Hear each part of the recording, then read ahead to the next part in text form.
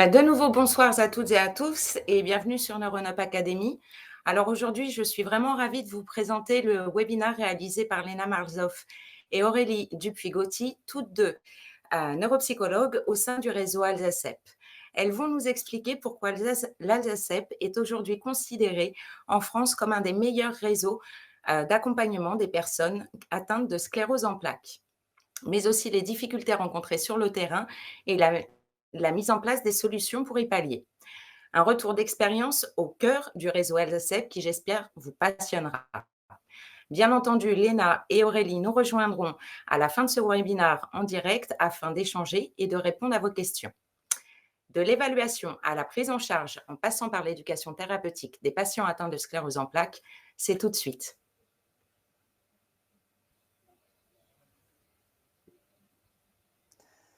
Alors, bonsoir à toutes et à tous.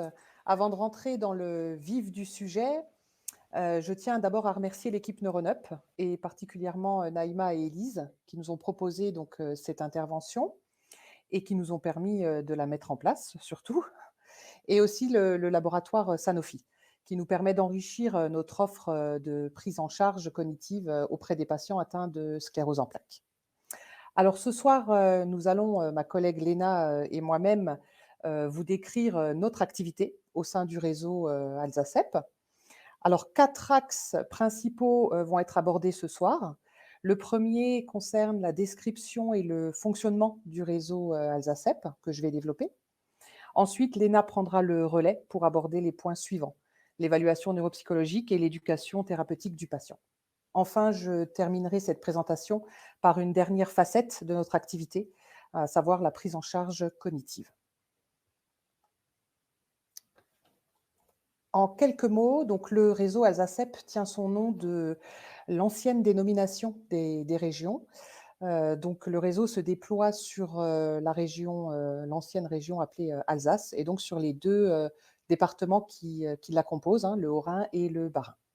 Donc ça a été créé en 2006. C'est une structure médico-sociale pour les patients atteints de sclérose en plaques. C'est financé en très grande partie par l'Agence régionale de santé, d'où la gratuité des services et des actions pour les patients et leurs proches. Alors, j'aime pas trop utiliser ce terme de gratuité parce que rien n'est gratuit dans la vie. Quand j'en parle aux patients, quand je leur parle d'une prise en charge, je leur dis que ça va être pris en charge par le réseau.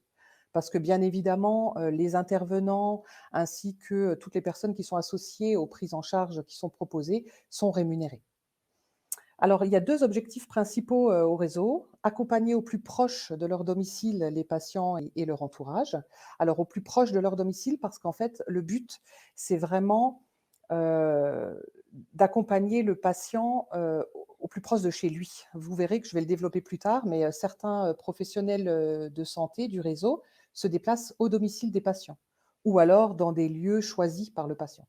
Et d'autres professionnels, eux, vont se trouver dans l'entourage proche du patient.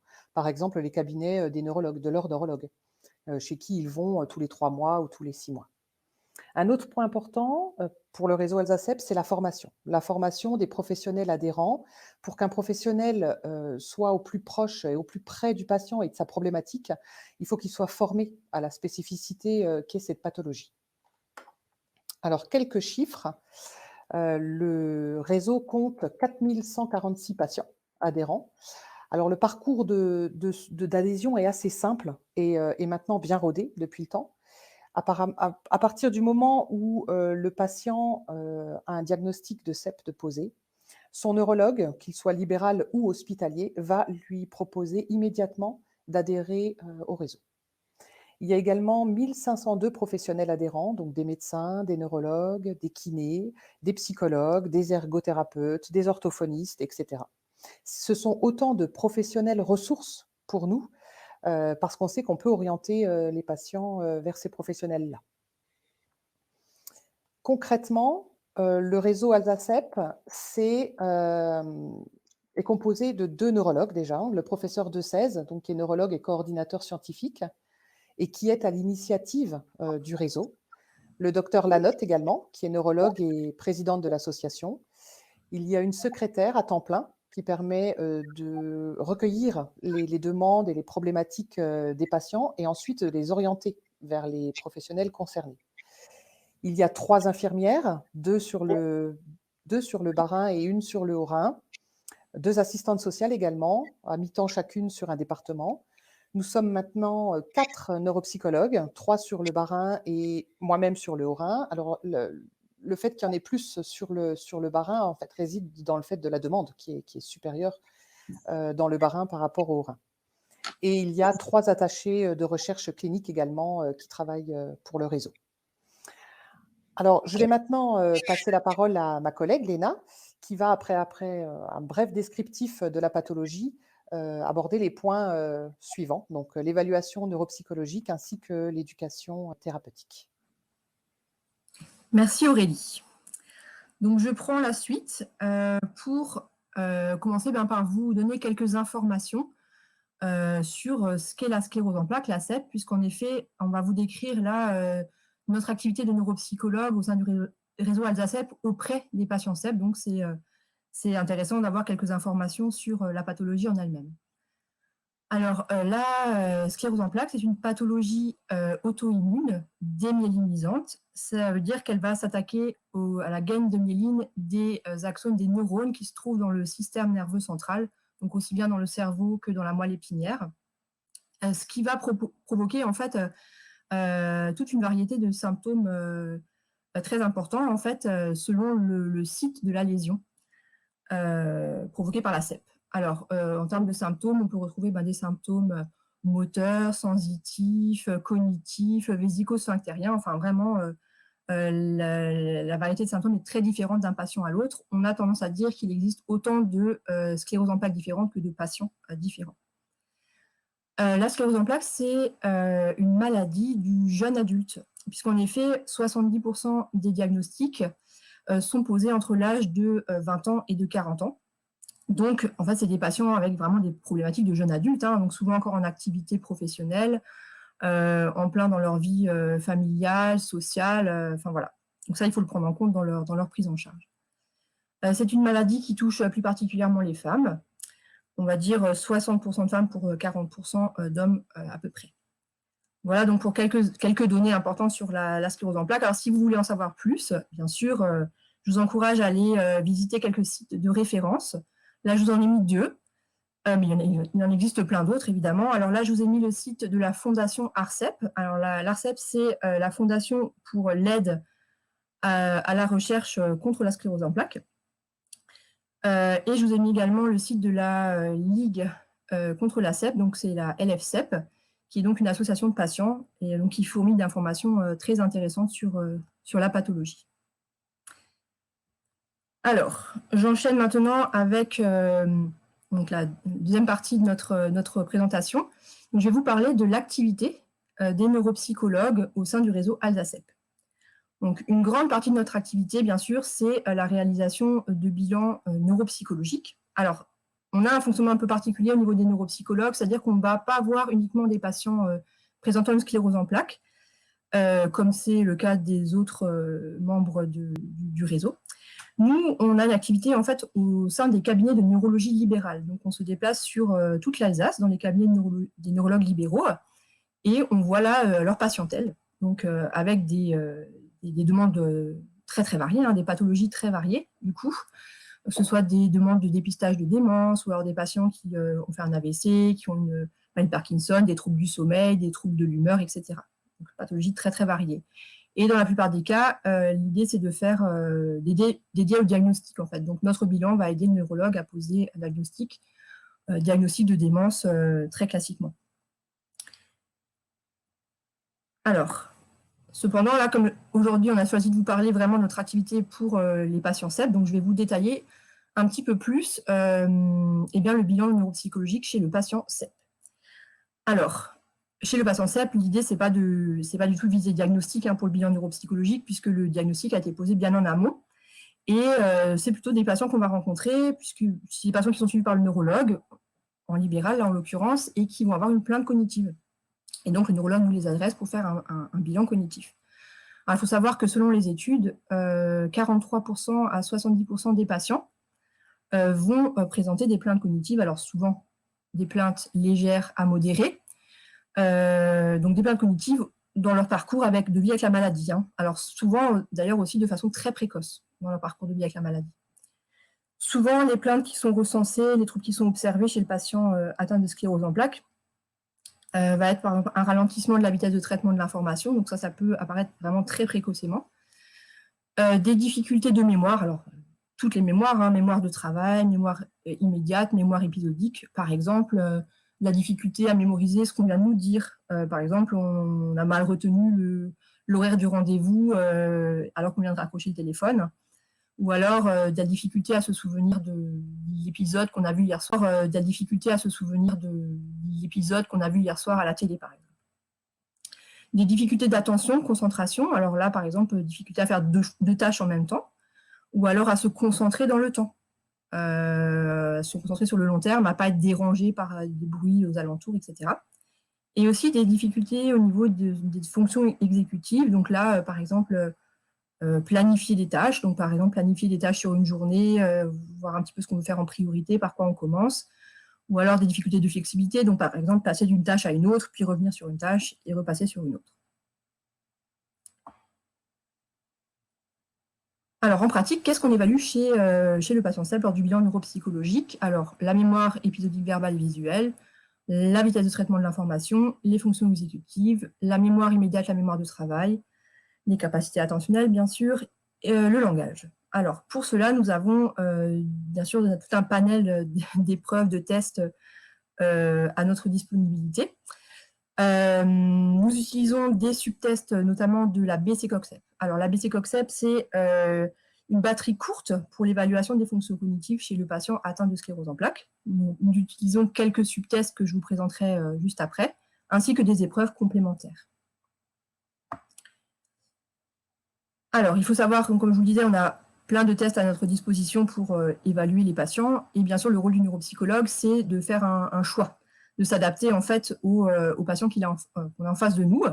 Donc, il faut s'adapter à son âge, à son niveau d'études, de scolarité, aussi à son niveau de stress, parce qu'on le sait, en tant que neuropsychologue, il y a des tests qui sont plus stressants que d'autres. Alors, par exemple, pour évaluer la mémoire épisodique verbale et visuelle chez le patient CEP, on va avoir par exemple l'épreuve de la Grobert et Bouchier 16 items, c'est une épreuve assez classique, ainsi que des subtests de la BC-COG-CEP, alors notamment le SRT pour évaluer la mémoire verbale et le test du 10-36 pour évaluer la mémoire visuelle. Pour évaluer la vitesse de traitement de l'information, je vous l'ai dit, hein, ça c'est quelque chose effectivement qui peut être atteint assez précocement dans le parcours de vie avec la maladie. Alors, on a deux épreuves notamment. Alors, une épreuve graphomotrice, c'est un subtest de la BC-COG-CEP, c'est le codage de signes. Et il y a la même version, mais en version orale, pour les patients qui auraient éventuellement des troubles moteurs. Pour tout ce qui est langage, alors on va avoir classiquement des épreuves de dénomination d'images, la DO30, la DO80. Mais bien sûr, on n'hésite pas, si jamais la plainte langagière est au cœur de la problématique du patient, à l'orienter vers un spécialiste, donc vers l'orthophoniste, pour un bilan du langage beaucoup plus complet. Pour évaluer les fonctions exécutives, alors on va utiliser notamment deux subtests de la BC-COG-CEP, alors l'effluence verbale, ainsi que les subtests d'ordre contraire et de go-no-go, pour évaluer la sensibilité à l'interférence et puis l'inhibition. Et on aime aussi beaucoup utiliser des épreuves dites écologiques. Alors, écologiques, c'est des épreuves qui veulent se rapprocher le plus possible de ce que les patients pourraient vivre au quotidien. Alors, on a deux épreuves qu'on utilise préférentiellement. L'épreuve du test des commissions, je vous ai mis une petite image ici, et le test des priorités. Je ne vous ai pas mis d'image, mais voilà, c'est une épreuve qu'on utilise également. Pour la mémoire de travail et la mémoire immédiate, classiquement, les empoints en vert, empoints en droit.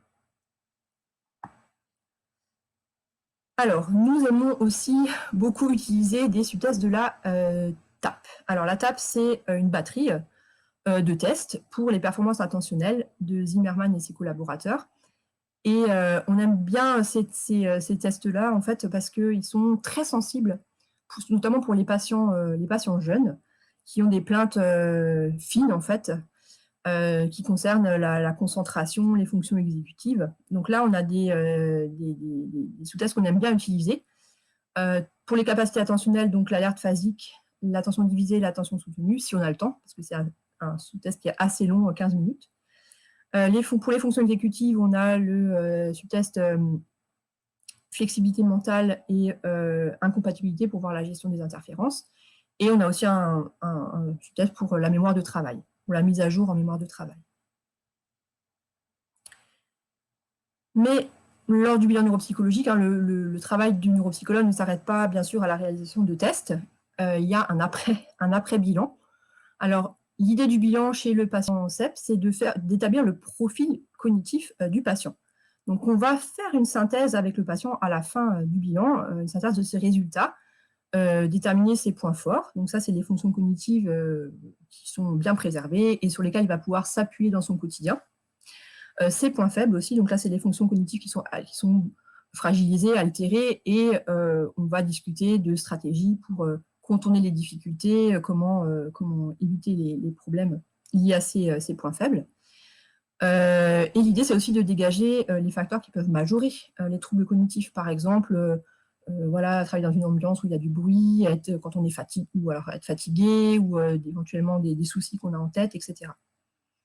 Ensuite, le neuropsychologue va discuter avec le patient de stratégies et d'outils qu'on peut mettre en place dans le quotidien pour pallier aux troubles cognitifs. Alors, quand c'est des troubles cognitifs légers, on va avoir des stratégies classiques, par exemple, discuter de la prise de notes, du fait de s'organiser en faisant des checklists, d'aménager son temps de travail en faisant des pauses. On peut aussi proposer des outils, des exercices à faire à la maison pour renforcer certaines fonctions cognitives. Et dans le cas où les troubles sont plus invalidants, plus gênants, par exemple sur le plan professionnel, on va pouvoir proposer au niveau du réseau ALSACEP des prises en charge cognitives spécifiques. Et ça, c'est ma collègue Aurélie qui vous les présentera plus particulièrement tout à l'heure. Alors, ne pas oublier effectivement le rôle du neuropsychologue à la fin du bilan. C'est aussi un petit rôle un peu d'orientation, de coordination, puisque, il faut le savoir, les troubles cognitifs, comme les autres symptômes de l'ALSACEP d'ailleurs, peuvent avoir des répercussions sur le plan psychologique, altérer l'image de soi, l'estime de soi, et engendrer l'apparition de troubles de l'humeur plus invalidants, comme du stress, de l'anxiété, des éléments dépressifs. Et donc, le neuropsychologue doit aussi être attentif à cela parce que ça a un impact sur le fonctionnement cognitif. Et donc, on a cette chance au niveau du réseau ALSACEP de pouvoir proposer des prises en charge aussi pour les troubles psychologiques. Donc, on a des prises en charge auprès de psychologues cliniciennes qui sont partenaires du réseau ALSACEP. Là, on peut proposer des séances auprès de ces psychologues qui sont tout ou en partie prises en charge financièrement par le réseau. On peut proposer aux patients de participer à des groupes de parole avec d'autres patients, ou également de s'orienter vers des activités comme du sport, du yoga, qui sont très très utiles dans la gestion du stress, de l'anxiété, qui ont un impact sur les troubles cognitifs. Donc du coup, c'est aussi sympa de proposer ce type de prise en charge, puisque ça a de l'intérêt. Alors, je passe ensuite à un autre grand domaine d'intervention des neuropsychologues au sein du réseau ALSACEP, donc qui est l'éducation thérapeutique. Alors, l'éducation thérapeutique, qu'est-ce que c'est? On en entend beaucoup parler les dernières années. C'est une pratique qui se fait régulièrement dans plein de pathologies chroniques comme le diabète, l'hypertension, l'asthme, mais également la sclérose en plaques. Alors, une petite définition de l'HAS de 2014. L'éducation thérapeutique du patient vise à aider les patients à gérer au mieux leur vie avec une maladie chronique. Elle est un processus continu qui fait partie intégrante et de façon permanente de la prise en charge du patient. Alors, en pratique, qu'est-ce que ça veut dire? En fait, c'est vrai que c'est une façon innovante en fait, de transmettre des informations entre le soignant et le patient. Donc, il y a vraiment une relation de double sens entre les deux. Donc, le soignant d'abord va partir des connaissances et des croyances du patient sur sa pathologie. Le patient va poser des questions, va questionner les informations qu'il reçoit. Il participe vraiment de façon active dans l'acquisition de nouvelles compétences, de nouvelles connaissances, savoir-faire sur sa pathologie. Et donc, on n'est pas dans une situation où l'information est vraiment descendante, comme dans un cours qu'on donnerait classiquement. Là, c'est vraiment un échange entre le soignant et le patient. Et le soignant délivre des informations qui sont adaptées au contexte de vie du patient. Il ne va pas donner tout un tas d'informations générales qui n'intéressent pas le patient. Il s'adapte. L'idée, en tout cas de l'ETP, c'est de rendre le patient autonome dans son parcours de vie avec la maladie, de le rendre acteur de sa maladie, qu'il sache comment réagir aux différents symptômes, comment prendre son traitement, et aussi connaître les ressources, en fait. Quand il est face à une difficulté, qu'il a une question, savoir vers qui se tourner. Par exemple, là, pour la SEP, au niveau du réseau, savoir vers qui s'orienter quand il y a une question, une crainte, un doute, etc. Donc, le patient est vraiment acteur de sa maladie.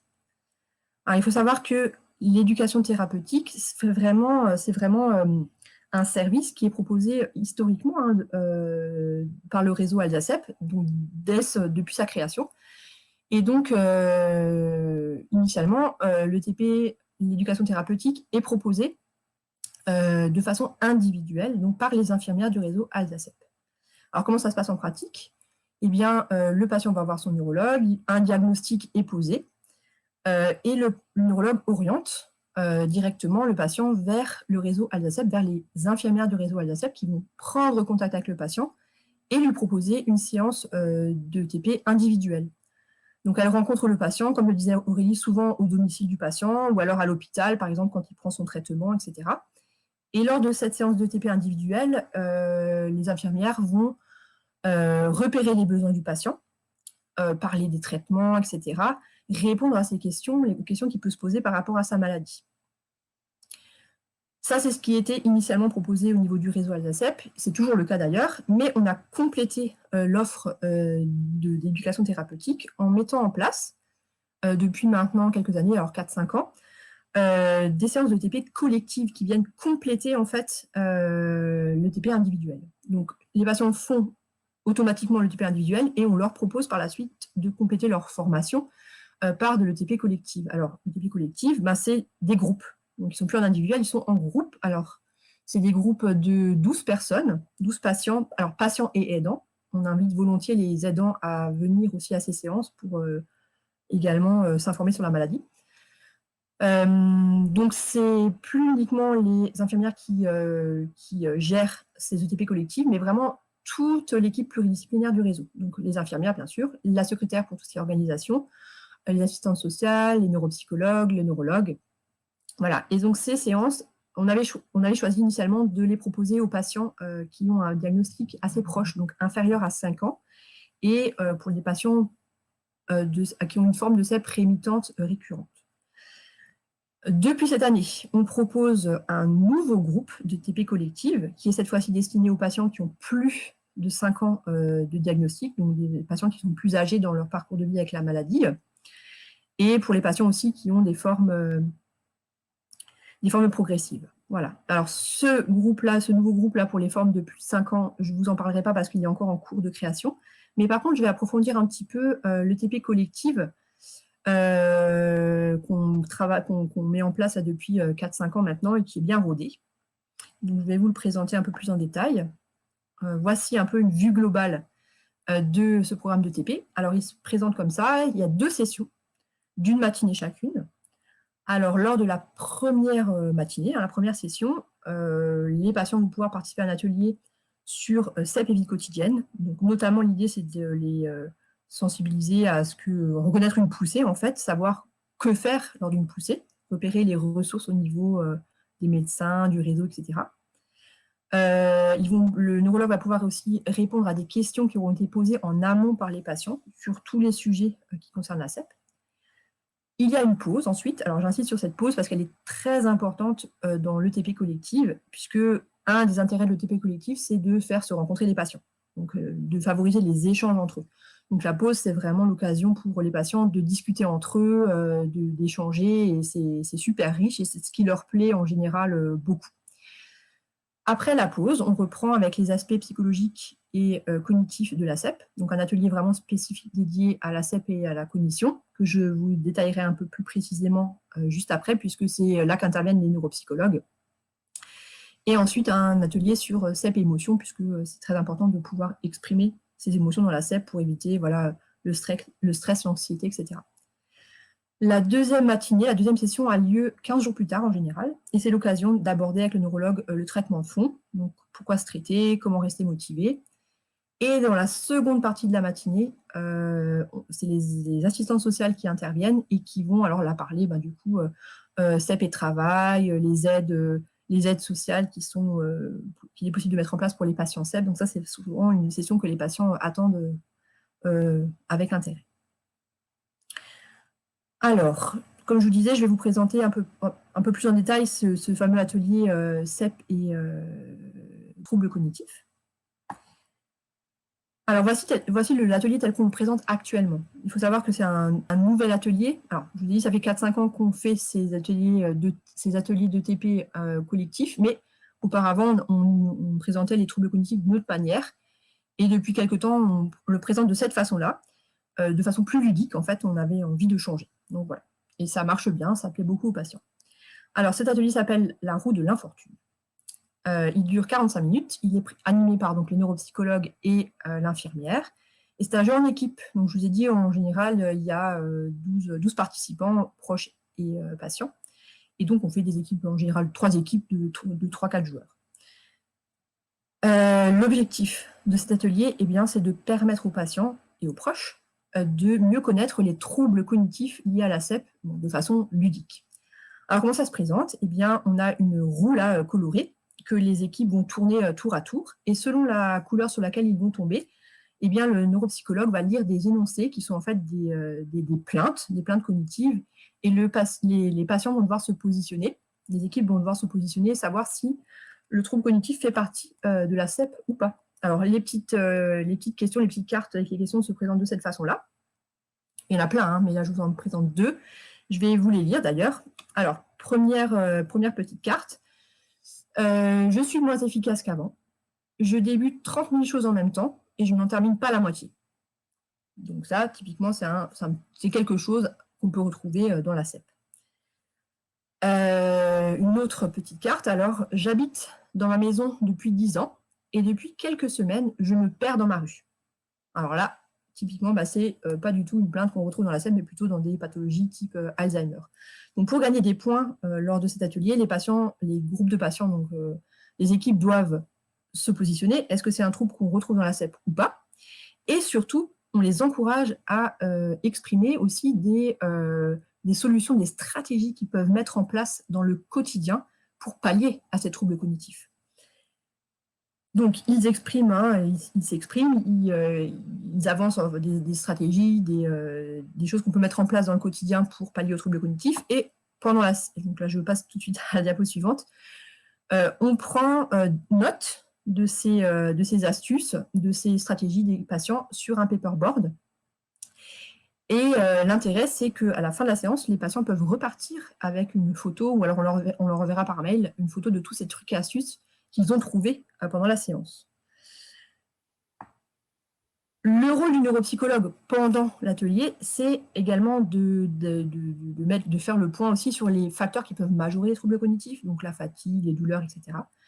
Et également de faire connaître les ressources possibles au niveau du réseau ALSACEP en cas de troubles cognitifs. Donc, par exemple, la réalisation d'un bilan cognitif, en parler à son neurologue, etc. Et les solutions de prise en charge cognitive qui existent au niveau du réseau ALSACEP. Ça, c'est ma collègue qui vous en parlera d'ici quelques instants. Je vous montre encore juste une dernière photo ici. Alors, c'est un atelier justement qu'on avait fait sur les troubles cognitifs. Donc, voilà comment se présente l'atelier. On a donc les équipes, le paperboard là à l'arrière, la roue de la fortune qu'on fait passer d'une équipe à l'autre. Et voilà, c'est très convivial et ça plaît beaucoup aux patients. Donc, je laisse maintenant ma collègue Aurélie prendre la suite pour vous parler des différentes solutions de prise en charge cognitive qui existent au sein du réseau ALSACEP. Merci Léna. Alors, avant de débuter sur les propositions, l'offre que l'on a au niveau de la prise en charge cognitive, souvent, on me demandait, c'est bien beau, votre prise en charge, c'est très bien, mais est-ce que ça fonctionne? Est-ce que c'est efficace? Est-ce qu'il y a des bénéfices? Alors, il y a quelques années, j'étais bien embêtée pour répondre parce qu'il y avait très peu d'études et en plus, les études qu'il y avait étaient un peu contradictoires. Mais depuis maintenant bien 4-5 ans, les études émergent, dont une dont je vais vous parler, ici, donc de Hélène Brissard et collaborateurs en 2020. Elle a voulu montrer, quels étaient les bénéfices vraiment concrètement, entre une personne qui bénéficie, un patient qui bénéficie d'un programme et un autre patient qui ne bénéficie pas du même programme. Donc elle a élaboré un programme de 13 séances dont je vais vous parler, un peu plus tard. Elle a fait une évaluation neuropsychologique pré et post-remédiation et elle a observé, les différences entre les 2 groupes. Alors voilà ce qu'il en est ressorti, qu'il y avait pas au niveau de la qualité de vie, pas de différence significative entre pré et post-intervention entre les groupes, mais il y avait quand même une petite tendance. Il y avait une amélioration dans les 2 groupes, pour ce qui était des activités au quotidien et du bien-être. Aucune amélioration au niveau des fonctions exécutives, de la vitesse de traitement, ou du langage. Mais ce qui ressortait également, c'est qu'il y avait une amélioration dans le groupe qui avait bénéficié, du programme en ce qui concerne la mémoire épisodique verbale et la mémoire de travail. Donc maintenant, je sais un peu mieux répondre, quand on me demande: «Mais est-ce que c'est vraiment bénéfique? Est-ce qu'il y a vraiment quelque chose, est-ce que c'est vraiment efficace?» Au départ, au tout départ, quand on a commencé à mettre en place ces prises en charge, c'était des prises en charge, en groupe. Donc en fait, on a contacté, Hélène Brissard pour connaître son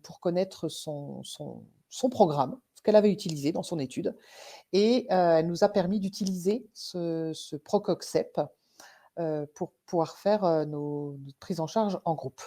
Donc il y a 13 séances d'environ 2 heures chacune, une fois toutes les 2 semaines. Et c'est basé donc sur les techniques de facilitation et de réorganisation, hein.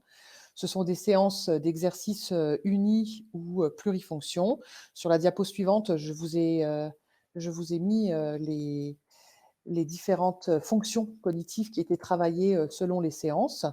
Donc vous voyez, vous avez le langage, première séance, on va étudier le langage, la deuxième, les mémoires sémantiques, la mémoire épisodique visuelle, puis verbale, et cetera.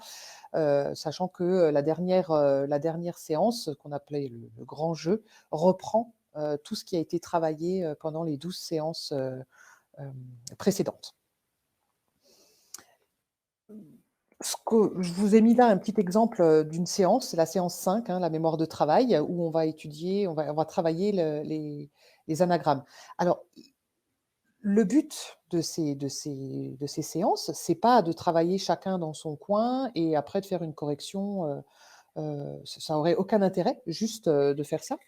Le but, c'est aussi pour les patients. C'est pour que certains puissent, nous dire comment ils font au quotidien pour aider les autres. C'est-à-dire que voilà, j'ai des problèmes en mémoire de travail, j'ai des problèmes pour retenir quelque chose, le temps, d'aller, manipuler cette information et ben, un autre patient va lui dire: «Oui, mais moi, il m'est arrivé la même chose et puis, et ben, je fais comme ça pour essayer de pallier à cette difficulté». Donc c'est surtout aussi pour une mise en commun des stratégies que les patients peuvent utiliser, chacun dans leur coin et ça a d'ailleurs, beaucoup plus d'impact que quand, le neuropsychologue, donne ces stratégies-là, après ou pendant la séance. Donc, on préfère en fait que ce soit les patients qui donnent leur, stratégie pour avoir, plus d'impact. On s'est, assez vite rendu compte que, cette prise en charge, en groupe posait problème. C'est-à-dire que les patients, me disaient, «Ah ben, je suis super motivé, j'ai bien envie de participer». Le problème, c'est que comme Léna vous l'a dit auparavant, ce sont des patients jeunes qui ont souvent encore une activité professionnelle et certains me disaient: «Mais moi, je ne peux pas, me libérer, 2 demi-journées par mois pendant 6 mois pour venir assister, à ces séances». D'autres me disaient encore: «Oui, mais moi, ça va être compliqué parce que je ne peux pas, me déplacer, sur Mulhouse, je peux pas». Alors je faisais des groupes sur Mulhouse et sur Colmar et ils me disaient: «Oui, mais je peux pas venir sur Colmar, c'est pas possible pour moi». Donc on s'est vite rendu compte qu'il y avait, des limites à cette prise en charge en groupe et donc on a réfléchi, à d'autres formes de prise en charge, d'où, l'offre, de prise en charge mais, individuelle. Donc on a commencé par, lister les orthophonistes, et les neuropsychologues libéraux, qui pourraient être intéressés, pour, permettre cette remédiation aux patients. On leur a demandé, donc s'ils étaient d'accord et en général, il n'y a pas eu de souci particulier. selon bien sûr le bilan neuropsychologique et selon les points faibles et les points forts. S'il y a des problèmes de langage, on va envoyer plutôt chez les orthophonistes, ou s'il y a des problèmes de mémoire de travail également, parce que beaucoup d'entre elles, des orthophonistes, je dis elles parce que c'est une grande majorité, ont eu des formations par rapport à la remédiation en mémoire de travail. Et donc on a listé tous ces neuropsychologues et tous ces orthophonistes, et on les a mis sur une carte pour à nous avoir une vision d'ensemble, et pouvoir orienter le patient au plus proche toujours de son domicile. Donc, là aussi, il y a eu quelques difficultés parce que certains m'ont dit: «Mais moi je ne peux pas me déplacer». Donc il faudrait que le neuropsychologue ou l'orthophoniste vienne à domicile. Donc là, on n'en a pas trouvé beaucoup, qui étaient prêts, à se déplacer au domicile du patient. D'autres m'ont dit: «Mais moi je peux pas, aux horaires de travail, classiques, je peux pas me déplacer parce que je travaille aussi», ce que je comprends tout à fait. Donc on a dû réfléchir encore à une autre solution pour, pouvoir, offrir, cette prise en charge, à des patients, où c'était beaucoup plus compliqué pour eux. Et un jour, est passée devant mon bureau, Isabelle Valiton du laboratoire, Sanofi, qui m'a dit, «J'ai quelque chose à te proposer». Donc j'ai écouté, et elle m'a parlé, de NeuroNup. Elle m'a dit: «Écoute, si tu veux, je peux te proposer, un outil, de neurorééducation, pour les patients. C'est de l'individuel et ça peut se faire au domicile du patient». Donc j'ai voulu, tester. Donc je me suis d'abord, formée, hein, avec, Élise, hein, de NeuroNup, qui nous a formés pendant 2 heures, à la manipulation pratique, en fait, de l'outil. C'est vrai qu'au départ, on se fait une montagne, parce que ça paraît compliqué, mais en fait, en se formant et après en le pratiquant, c'est vraiment, pas un jeu d'enfant, mais pas loin. Donc bien sûr, je vais vous expliquer la démarche. Donc avant, de proposer, ces prises en charge, comme vous a dit Léna, hein, on fait un bilan neuropsychologique, on identifie les points forts, et les points faibles, on discute avec le patient, et quand c'est possible, on leur propose donc, une prise en charge. Alors je leur laisse toujours le choix, c'est-à-dire que je leur dis: «Voilà, on peut, partir sur une prise en charge, en groupe ou une prise en charge individuelle avec les 2 modalités, soit chez un neuropsychologue, libéral, soit, avec moi, avec cet outil, de neurorééducation». Et je leur explique, hein, en quoi consiste, l'outil, et ensuite, je mets en place avec le patient toujours, cette prise en charge. Alors c'est vrai que ça a séduit, rapidement, un grand nombre de patients qui, étaient, assez, contents de pouvoir, faire leur prise en charge, à la maison. Bon, bien sûr, il faut maîtriser, l'outil, informatique et ne pas être allergique, parce que certains, m'ont dit: «Ah bah non, je ne pourrais pas faire ça parce que je ne supporte pas, l'ordinateur et internet encore moins». Donc là, c'était pas possible, hein, donc ça n'a pas été proposé, bien sûr. Mais quand, ce sont en général des patients jeunes, l'outil informatique ne leur fait pas peur, internet encore moins, et ils se sentent beaucoup plus libres de faire leur prise en charge quand ils le souhaitent. Donc, je vais vous montrer maintenant, de manière un peu plus précise, comment, ça se passe. Vous avez, sur la plateforme de NeuroNup, des exercices, que vous allez choisir, hein. Tout est paramétrable, tout, hein, les exercices, le temps que vous allez allouer à chaque exercice, le niveau de difficulté que vous allez également, allouer à l'exercice, hein, parce que c'est vrai que avec des patients qui ont un haut niveau ou des patients qui ont un niveau de scolarité assez élevé, commencer au niveau zéro dans un exercice, je pense que ça va vite, les barber, et puis ils vont pas voir de bénéfice. Donc à partir du moment où vous avez un bilan, neuropsychologique, vous pouvez vous, cibler, les exercices, les plus à même en fait de faire évoluer et de faire, travailler votre patient. Donc je fabrique, des sessions, à partir des exercices que j'ai choisis.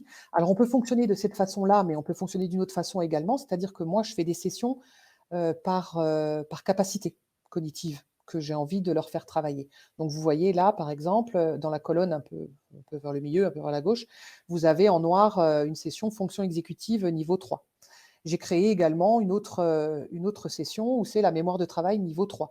Je peux en fait fabriquer, créer, mes sessions, en amont selon, les exercices que j'ai envie de proposer, selon le temps que j'ai envie, aussi, de donner aux patients et le niveau bien sûr de difficulté. Je crée en fait des sessions, attention par exemple, là vous voyez, il y a les capacités attentionnelles, c'est niveau 3 et en dessous vous avez, une autre session attention, mais niveau 2 par exemple, pour un patient qui serait peut-être plus en difficulté ou qui aurait un niveau scolaire ou un niveau d'éducation un peu moins élevé qu'un autre. Ensuite, avec le patient, je vois, quand est-ce qu'il est, le plus disponible pour, réaliser ces sessions. Alors je fais des sessions d'environ, 30 minutes, parce que je trouve que c'est déjà heu, assez important, de pouvoir se concentrer comme ça, surtout sur un ordinateur, pendant 30 minutes. Donc moi, mes sessions sont en moyenne de 30 minutes, je ne fais travailler qu'une fonction par session. Je discute avec le patient, donc je lui propose, c'est lui qui me propose en fait, hein, les jours où il est le plus disponible, hein. Il va me dire: «Bah, voilà, le lin» comme là sur le programme que j'ai mis, sur la diapo, ben, je suis disponible le lundi, le mercredi et le vendredi, plus facilement c'est plus facile pour moi ces jours-ci. Donc je programme les différentes sessions, sur son planning et en général, on part pour, 1 mois de remédiation. Ensuite, le patient sait que, il a toute la journée, pour réaliser, sa séance. Il n'y a pas d'horaire imposé et il sait aussi, que, s'il y a un problème, parce qu'il n'arrive pas à se connecter ou parce que voilà, il peut m'envoyer un message, pour me dire: «Bah, j'ai des problèmes pour me connecter, j'ai un souci, ou la session ne fonctionne pas», ce qui est jamais arrivé, mais voilà, il sait qu'il peut me contacter aussi, par SMS. Je lui fournis, avant de commencer bien sûr sa remédiation, son identifiant et son mot de passe. Alors on peut discuter aussi de ça avec lui, hein. En général, je leur demande, hein, quel est leur mot de passe préféré et donc je mets un identifiant et un mot de passe que je leur fournis aussi en général par SMS ou par mail, ça dépend. Et à partir du moment où ils ont, cet identifiant et ce mot de passe, je leur explique bien que tout est paramétré. C'est-à-dire qu'ils ne peuvent pas, s'ils ont rendez-vous, pour une session le 2, ils ne peuvent pas se connecter pour faire cette session le 3. Elle doit être faite le 2. Ah, par contre, ils ont toute la journée, ils sont libres, de pouvoir réaliser cette séance à 8 heures du matin, comme à 15 heures, mais ils ne peuvent pas, la réaliser le jour suivant, par exemple. Parce que j'ai paramétré aussi cette caractéristique-là. Hem, ensuite, donc eux n'ont accès que, à la session. C'est-à-dire que quand ils arrivent sur la page, NeuronUp, ils vont s'identifier, hein, en mettant, leur mot de passe, enfin leur identifiant et leur mot de passe et ensuite ils tombent directement sur la session. Une fois que la session est terminée, ça s'arrête et puis il attendra, sa prochaine session pour se reconnecter. Il ne peut pas se connecter non plus entre, les sessions. Alors de notre côté, nous, on a la possibilité, d'avoir plein d'informations sur la session qu'il a réalisée, que le patient a réalisée, notamment, ses scores en fait, ses scores aux différents exercices avec, vous le voyez là, savoir si, l'exercice a été réussi, s'il est acceptable, s'il est échoué, et cetera. On a plein d'informations. On sait aussi à quelle heure, ils ont réalisé la séance et le patient peut également, nous renvoyer un feedback dans le sens où il peut mettre des observations par rapport à sa séance. J'ai des patients qui me mettent: «Ben voilà, aujourd'hui, c'était pas top top, je suis fatiguée» ou «J'ai eu des problèmes dans la journée, je suis soucieuse, la séance c'était pas top top pour moi». Et depuis maintenant, quelques semaines, quelques mois même, nous avons la possibilité d'avoir, à partir des résultats, des courbes qui nous permettent également, de faire un retour un peu plus précis. Parce que les chiffres, vous dites à vos patients: «Oui, bah, voilà, de la séance 1 à la séance 2, vous avez augmenté de 3 points». Ouais, bah, ça va peut-être pas lui dire grand-chose. Par contre, avec des courbes, c'est beaucoup plus visuel. Donc ça nous permet de faire un retour plus facilement, au patient, mais également, au neurologue qui veut savoir, si, la prise en charge est efficace, s'il y a une amélioration des performances. Donc tout ça, est paramétrable, sur NeuronUp et c'est vrai qu'au début, on se fait une montagne, vraiment que je vous le dis, on se fait une montagne de cette utilisation, mais on se rend vite compte que c'est assez facile de programmer à l'avance, de faire des sessions à l'avance et vraiment, d'avoir un retour précis sur ce que le patient a fait ou n'a pas fait. Donc cette dernière facette, pour vous montrer que, le réseau Alzacep, est assez, complet au niveau de ce qu'il propose. C'est assez efficace, c'est-à-dire que ça tourne, ça roule. C'est connu et reconnu dans le sens où, beaucoup de professionnels de santé, nous contactent directement en disant: «Bah, voilà, je suis une patiente, qui a une sclérose en plaques depuis quelque temps, elle m'a fait part d'une problématique liée à telle ou telle chose». Et ils savent qu'ils peuvent tout de suite, appeler, prendre contact avec le réseau, soit par mail, soit par téléphone et une réponse lui sera donnée. Alors c'est aussi grâce au maillage en fait, hein, qui est vraiment, régional, mais aussi très important. De plus en plus de professionnels, adhèrent, à ce réseau et ce qui permet également, d'avoir, une homogénéisation au niveau de la prise en charge, hein. C'est-à-dire qu'un patient, qui est diagnostiqué à Mulhouse, va avoir la même prise en charge, les mêmes offres de prise en charge, qu'un patient qui a été diagnostiqué, à Wissembourg, par exemple. Voilà. C'est ce qui fait aussi, la force du réseau. Donc maintenant, c'est à vous, la parole vous est donnée. Pour connaître le chemin, comme dit le proverbe, il faut interroger, celui qui en vient et comme nous parcourons, ce chemin, régulièrement, bah, n'hésitez pas, à nous poser, toutes vos questions. Merci beaucoup Aurélie et Léna pour, cette présentation et pour d'avoir partagé tout simplement votre expérience. Je crois que c'était bien le but de ce webinaire, c'est comme ça qu'on l'avait pensé, que vous puissiez en effet échanger et partager avec tous les autres professionnels qui avaient des interrogations sur votre prise en charge, sur comment vous fonctionnez au niveau de l'Alzacep. Donc encore une fois, merci beaucoup. Mais de rien, Je ne sais c'était un pas si vous plaisir. voulez dire quelque chose? En fait, on tenait aussi à remercier l'équipe Alzacep, hein, pour les programmes, mis en place de TP. Hélène Brissard aussi pour, son programme qu'elle nous a permis d'utiliser et puis, Sanofi et puis Neuronup. Voilà, un grand merci. Alors, on a eu quelques questions pendant la présentation, votre webinaire. Donc, je sais qu'Aurélie, j'ai vu que tu avais répondu à quelques-unes des questions. Je vais t'en poser plusieurs. On a demandé comment vous construisez vos programmes sur Neuronup. Alors, je vais peut-être répondre. Alors, on utilise toutes les deux Neuronup d'une façon personnelle, bien sûr, mais globalement, en fait, l'idée, c'est d'abord de prendre en main le logiciel, tout simplement. Il y a des tas d'exercices différents, très intéressants. Et donc, d'abord, l'idée, c'est de tester soi-même les différents exercices, les différents jeux, pour voir un petit peu, alors même si c'est à chaque fois précisé quelle fonction cognitive est travaillée dans le jeu ou dans l'exercice, l'idée c'est de soi-même expérimenter, de faire en fait les exercices pour voir un petit peu comment ça fonctionne, qu'est-ce que ça fait travailler, dans quel cas on se dit qu'on pourrait le proposer aux patients. Et donc après, effectivement, comme disait Aurélie, on va s'adapter un petit peu, effectivement déjà aux résultats des tests neuropsychologiques, déterminer quels sont les points qui seraient intéressants de travailler chez le patient. Et on va lui programmer des exercices, lui faire vraiment son programme personnalisé en fait à chaque patient, et puis donc choisir le niveau de difficulté, la durée de l'exercice, etc. Et donc en fait, on construit à chaque fois un programme, des sessions d'exercices différentes pour chaque patient.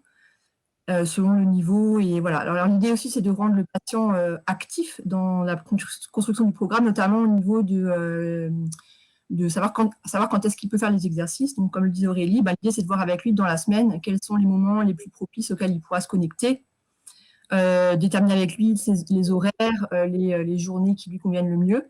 Alors, on peut fonctionner de différentes façons, hein. On peut effectivement leur préciser des créneaux très précis pendant lesquels ils vont se connecter pour faire les exercices, mais on peut aussi laisser libre accès aux sessions d'exercice aux patients pendant plusieurs jours, et puis donc le patient va nous dire quand est-ce qu'il a eu le temps de faire les exercices, et puis après on programme une autre session d'exercice. Enfin, il y a vraiment des façons de fonctionner selon les patients, selon comment nous, neuropsychologues, on aime fonctionner. Parfait. Alors, j'ai plein d'autres questions. Alors, je vais vous les poser. Combien de sessions faites-vous par an? Arrivez-vous à remplir les groupes? Où ont-ils lieu? Alors, bah, je vais répondre. Donc, en général, on a, 2 groupes, de TP sur Mulhouse et 2 sur Colmar, donc ça en fait 4 dans le Haut-Rhin et on a 4 groupes en général par an sur le Bas-Rhin, dans 2 lieux différents. Alors, on essaye de ne pas, prendre pour les lieux, pas en milieu hospitalier. Donc, on trouve des salles, soit dans certaines écoles comment? Des écoles, pour les études d'infirmières à l'IFSI ou alors, dans d'autres réseaux qui nous prêtent des salles ou qui nous louent des salles. Mais on évite le milieu hospitalier D'accord.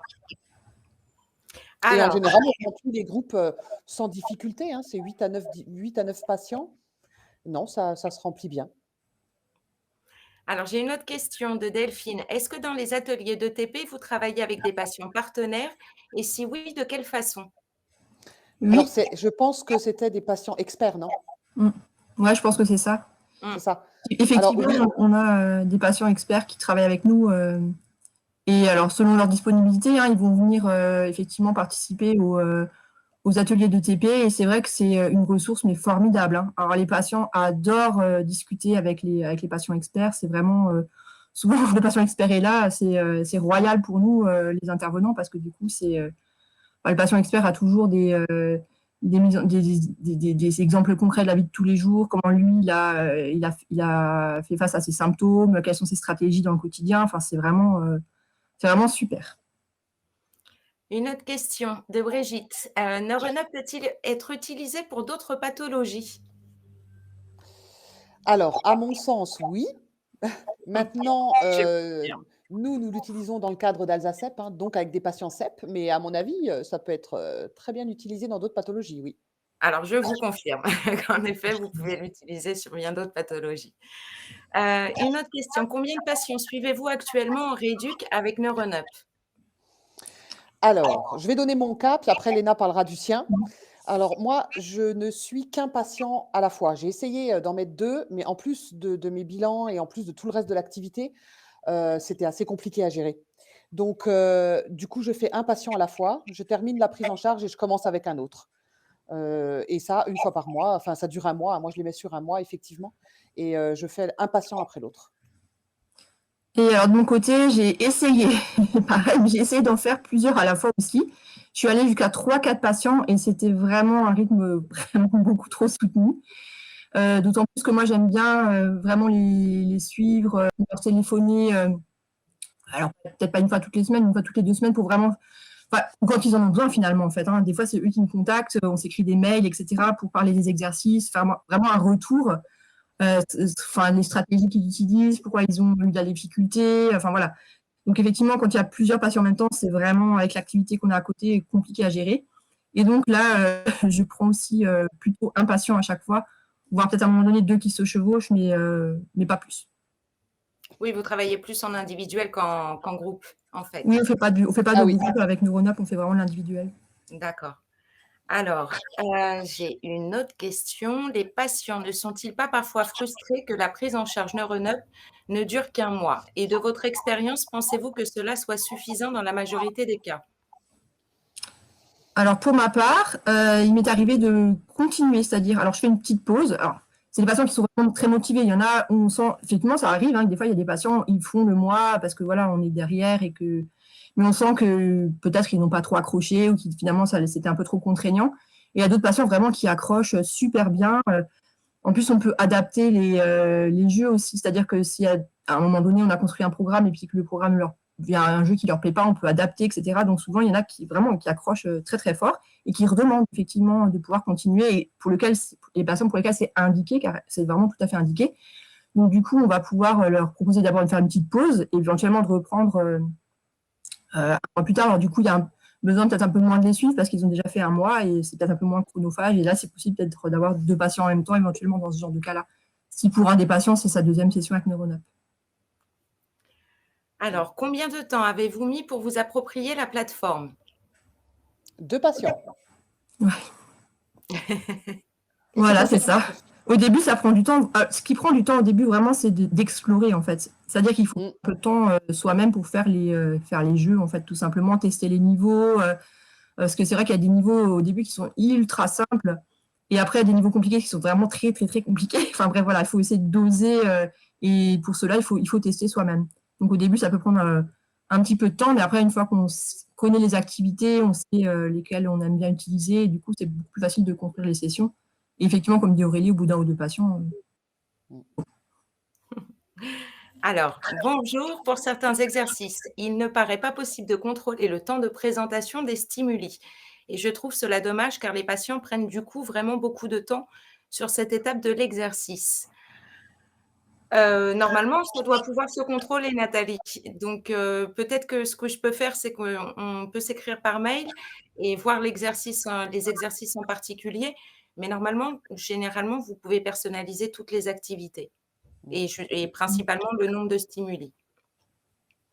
Oui. Autre question, est-ce que vous évaluez le bénéfice pour le patient, peut-être en termes de plainte cognitive? Souvent, on a un retour déjà par téléphone, en fait, ou par mail, ou par SMS, où ils nous disent, on voit que ça leur a plu et que ça leur a fait du bien et qu'ils ont réussi à mettre des stratégies en place et qu'ils continuent souvent. Donc, on a ce retour-là. Après, vraiment un bénéfice quantifié, on n'a pas vraiment. On ne fait pas d'évaluation pré et post. On fait une évaluation pré-prise en charge, effectivement, puisque initialement, on voit quand même le patient a été vu en bilan et c'est sur ce bilan qu'on se base sur le programme et sur les plaintes du patient. Mais c'est vrai qu'on n'est pas dans le cadre d'une étude où on fait après un bilan post pour quantifier les bénéfices, etc. Après, on peut voir, effectivement, les retours des patients sont intéressants. Ils vont nous dire, voilà, là j'ai galéré, là j'ai eu de la difficulté, etc. Et on le voit dans la progression, en fait, selon. C'est très bien fait, en fait, les niveaux s'adaptent dans Neuronote. Donc, si le patient n'arrive pas à passer un niveau, par exemple, ou présente plus d'erreurs, le niveau va redescendre un petit peu afin qu'il puisse vraiment reprogresser. Et puis, ça augmente progressivement. C'est vraiment très progressif, en fait. Donc, c'est là qu'on voit. Et après, il y a ces histoires de ces courbes aussi qui permettent de voir les évolutions des performances des patients. Mais sinon, à part ça, effectivement, on n'a pas de comparatif pré et post à l'aide d'un bilan neuropsychologique, par exemple. On va devoir, il est 19h, on va devoir arrêter. J'ai quelques autres questions. Ce que je vous propose, Aurélie et Elena, c'est d'y répondre par le biais d'un article qu'on publiera sur notre blog et qu'on enverra à tous les participants pour qu'ils puissent avoir les réponses, puisque là, il y en a encore 7 ou 8. Donc, autant les garder et que vous puissiez faire les réponses. En tout cas, je vous remercie beaucoup pour votre intervention. Merci à tous les participants et à très bientôt. Bonsoir. Merci beaucoup.